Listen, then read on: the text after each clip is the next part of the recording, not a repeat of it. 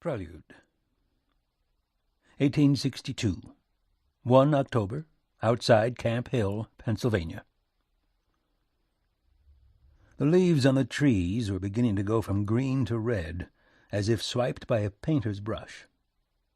A lot of the grass near the banks of the Susquehanna down by New Cumberland had been painted red, too. Red with blood. A courier came galloping back to Robert E. Lee's headquarters, his face smudged with black powder smoke, but glowing with excitement beneath the minstrel show markings. "We have 'em, sir," he cried to Lee as he reined in his blowing horse. "We have 'em. General Jackson says for me to tell you D.H. Hill's division is around McClellan's left and rolling him up. God has delivered them into our hands, he says." "That is very fine," Lee murmured. He peered through the thick smoke, but piercing it was impossible, even with the polished brass spyglass that lay on the folding table in front of him. He had to rely on reports from couriers like this eager young man. But all the reports, from just after the rising of the sun when the battle was joined, till now, with its sinking and blood, more blood, he thought, behind him, had been what he'd prayed to hear. Colonel Robert Chilton, his assistant adjutant-general, was no more able than the courier to contain his excitement. "Very fine, sir," he burst out. "It's better than that. With Longstreet holding the Yankees in the center, McLaws outflanking them on the left, and now Stonewall on the right, they're in a sack Napoleon couldn't have got out of. And if there's one soldier in the world who's no Napoleon, it's the young Napoleon the Federals have." "General McClellan, whatever his virtues, is not a hasty man," Lee observed, smiling at Chilton's derisive use of the grandiloquent nickname the Northern papers had given the commander of the Army of the Potomac. Those people, his own habitual name for the foe, were also perhaps ill-advised to accept battle in front of a river with only one bridge offering a line of retreat should their plans miscarry. "I should say they've miscarried," the courier said. "Some of General Jackson's artillery is far enough forward, it's shelling that bridge right now." "We do have them, sir," Colonel Chilton said. He stiffened to attention and saluted General Lee. Lee glanced back over his shoulder. "Perhaps an hour's worth of light remaining," he said, then turned to the courier once more. "Tell General Jackson he is to exploit his advantage with all means at his disposal, preventing, as best he can, the enemy's retreat to the eastern bank of the Susquehanna." Better than any other man alive, Jackson knew how to turn a vague order like that into the specific steps needed to destroy the foe before him. "Yes, sir," the lieutenant said, and repeated the order back to make sure he had it straight. Wheeling his bay gelding, he galloped off towards General Jackson's position. "The Army of the Potomac cannot hope to resist us, not after this," Colonel Chilton said. "Philadelphia lies open to our men, and Baltimore, and Washington itself." "I'd not relish attacking the works those people have placed around Washington City," Lee replied. "But you are, of course, correct, Colonel. That possibility is available to us. Another consideration we cannot dismiss is the probable effect of our victory here upon England and France, both of whom have, President Davis tells me, been debating whether they should extend recognition to our new nation." "They'll have the devil's own time not doing it now," Chilton declared. "Either we are our own nation or we belong to the United States. Those are the only two choices." He laughed and pointed toward the smoke-befogged battlefield.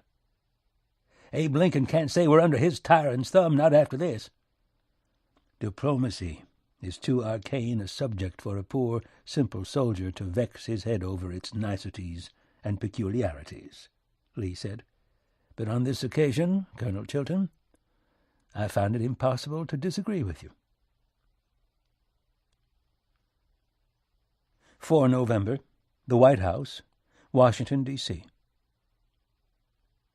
Both horses that brought Lord Lyon's carriage to the White House were black.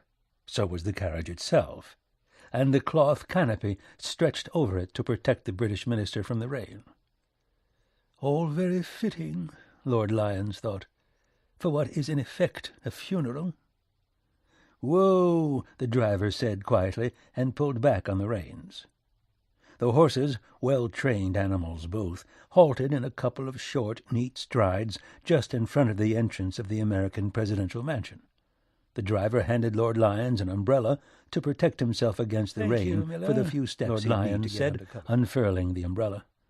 "I expect they will make you and the animals comfortable, and then bring you back out here to drive me off to the ministry upon the conclusion of my appointment with President Lincoln." "Yes, sir," the driver said. Lord Lyons got down from the carriage.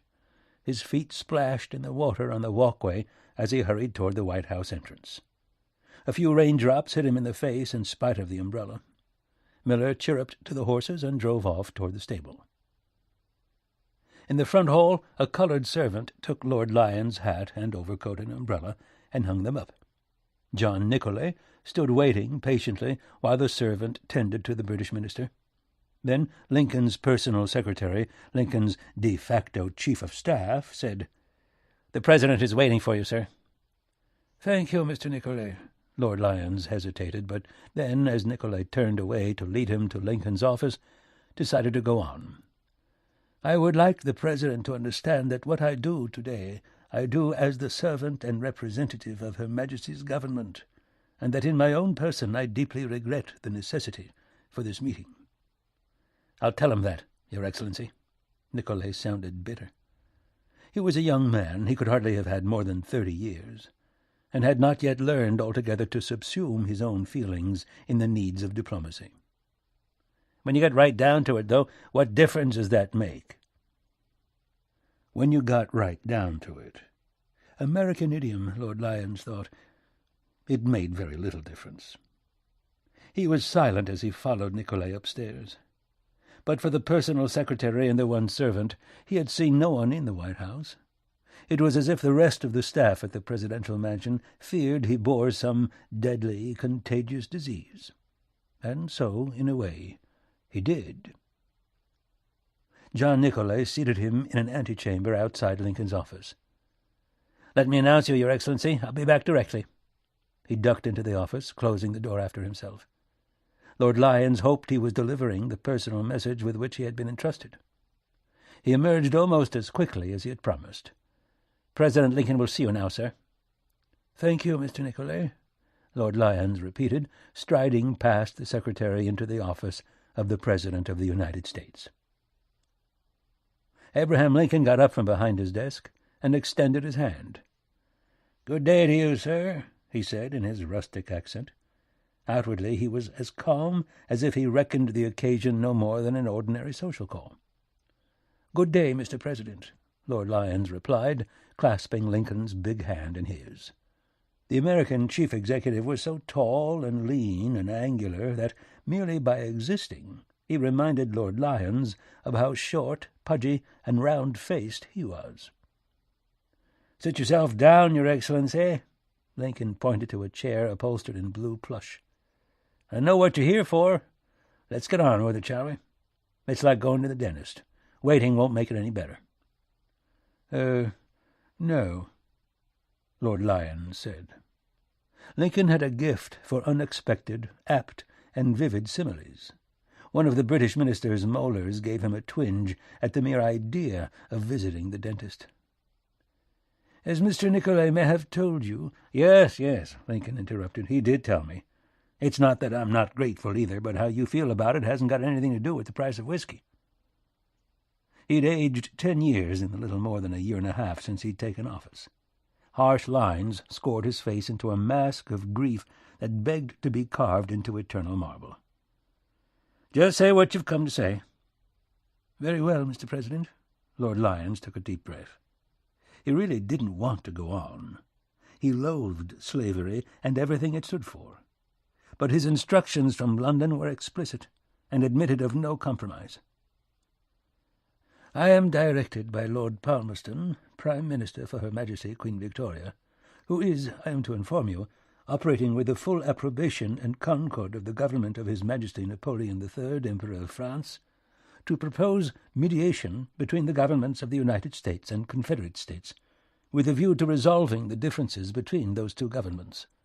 Earl Russell, our Foreign Secretary, generously offers himself as mediator between the two sides." There, it was said. On the surface it sounded conciliatory enough. Below that surface, Lincoln was astute enough to see what lay below. "I do thank Lord Palmerston for his good offices," he said, "but as we deny there is any such thing as the government of the Confederate States, Earl Russell can't very well mediate between them and us." Lord Lyons sighed. "You say this, Mr. President, with the Army of Northern Virginia encamped in Philadelphia?" "I would say it, sir, if that army were encamped on the front lawn of the White House," Lincoln replied. "Mr. President, let me outline the steps Her Majesty's government and the government of France are prepared to take if you decline mediation," Lord Lyons said, again unwillingly, but Lincoln had to know what he was getting into. "First, the governments of Great Britain and France will immediately extend diplomatic recognition to the Confederate States of America." "You'll do that anyhow." Like John Nicolay, Lincoln was bitter, and with reason. "We shall do more than that, at need," the British minister said. "We are prepared to use our naval forces to break the blockade you have imposed against the Confederate States and permit unimpeded commerce to resume between those states and the nations of the world." "That would mean war between England and France on the one hand, and the United States on the other," Lincoln warned. "Indeed it would, Mr. President, and as the United States have shown themselves unequal to the task of restoring the Confederate States to their allegiance, I must say I find myself surprised to find you willing to engage in simultaneous conflict with those Confederate States and with the two greatest powers in the world today. I admire your spirit, I admire your courage very much, but can you not see there are times when, for the good of the nation, spirit and courage must yield to common sense?" "Let's dicker, Lord Lyons," Lincoln said. The British minister needed a moment to understand he meant bargain. Lincoln gave him that moment, reaching into a desk drawer and drawing out a folded sheet of paper that he set on top of the desk. "I have here, sir, a proclamation declaring all Negroes held in bondage in those areas now in rebellion against the lawful government of the United States to be freed as of next January 1st. I had been saving this proclamation against a Union victory, but circumstances being as they are—" Lord Lyons spread his hands with genuine regret. "Had you won such a victory, Mr. President, I should not be visiting you today with the melancholy message I bear from my government. You know, sir, that I personally despise the institution of chattel slavery and everything associated with it." He waited for Lincoln to nod before continuing. "That said, however, I must tell you that an emancipation proclamation issued after the series of defeats Federal forces have suffered would be perceived as a cri de coeur, a call for servile insurrection to aid your flagging cause, and as such would not be favorably received in either London or Paris, to say nothing of its probable effect in Richmond. I am truly sorry, Mr. President, but this is not the way out of your dilemma." Lincoln unfolded the paper on which he'd written the decree abolishing slavery in the seceding states, put on a pair of spectacles to read it, sighed, folded it again, and returned it to its drawer without offering to show it to Lord Lyons. "If that doesn't help us, sir, I don't know what will," he said. His long, narrow face twisted as if he were in physical pain. "Of course, what you're telling me is that nothing helps us, nothing at all." "Except the good offices of Her Majesty's government in mediating between your government and that of the Confederate States," the British minister urged him. "Truly, I believe that to be your best course, perhaps your only course. As Gladstone said last month, the Confederate States have made an army, a navy, and now a nation for themselves." With slow, deliberate motions, Lincoln took off his spectacles and put them back in their leather case. His deep-set eyes filled with a bitterness beside which that of John Nicolay seemed merely the petulance of a small boy deprived of a cherished sweet. "Take what England deigns to give us at the conference table, or else end up with less, That's what you mean in plain talk." "That is what the situation dictates," Lord Lyons said uncomfortably. "Yes, the situation dictates," Lincoln said, "and England and France dictate too." He sighed again. "Very well, sir. Go ahead and inform your Prime Minister that we accept mediation, having no better choice." "Truly, you will go down in history as a great statesman because of this, Mr. President," Lord Lyons replied, almost limp with relief that Lincoln had chosen to see reason.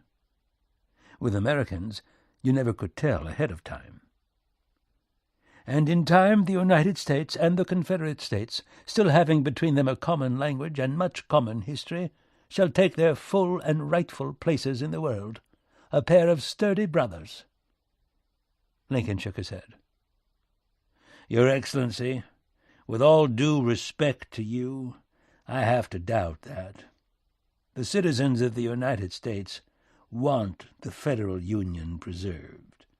No matter what the rebels did to us, we would fight on against them, if England and France weren't sticking their oar in."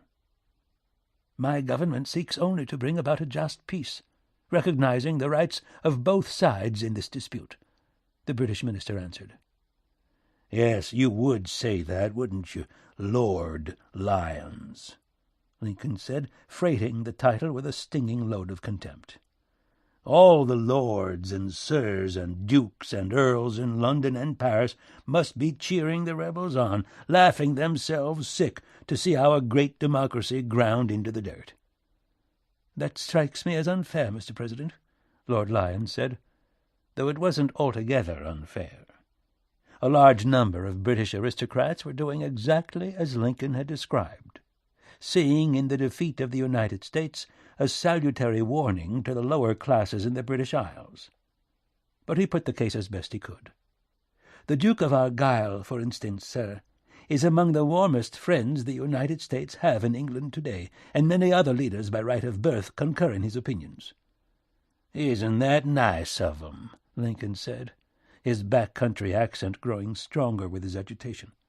"Fact of the matter is, though, that most of your high and mighty want us cut down to size, and they're glad to see the rebels do it. They reckon a slaveocracy's better than no ocracy at all, isn't that right?" "As I have just stated, sir, no, I do not believe that to be the case," Lord Lyons replied stiffly. "Oh, yes, you said it. You just didn't make me believe it, is all," Lincoln told him. "Well, you Englishmen and the French on your coat-tails are guardian angels for the rebels, are you? What with them and you together, you're too strong for us. You're right about that, I do admit." "The ability to see what is, sir, is essential for the leader of a great nation," the British minister said. He wanted to let Lincoln down easy if he could. "I see what is, all right. I surely do," the president said. "I see that you European powers are taking advantage of this rebellion to meddle in America the way you used to before the Monroe Doctrine warned you to keep your hands off. Napoleon props up a tin-pot emperor in Mexico, and now France and England are in cahoots, another phrase that briefly baffled Lord Lyons, to help the rebels and pull us down." "All right, sir," he breathed heavily. "If that's the way the game's going to be played, we aren't strong enough to prevent it now. But I warn you, Mr. Minister, we can play too." "You are indeed a free and independent nation. No one disputes that, nor will anyone," Lord Lyons agreed. "You may pursue diplomacy to the full extent of your interests and abilities." "Mighty generous of you," Lincoln said, with a cutting irony. "And one fine day, I reckon, we'll have friends in Europe, too. Friends who'll help us get back what's rightfully ours, and what you've taken away." "A European power to help you against England and France?" For the first time, Lord Lyons was undiplomatic enough to laugh. American bluster was bad enough most times, but this lunacy. "Good luck to you, Mr. President. Good luck."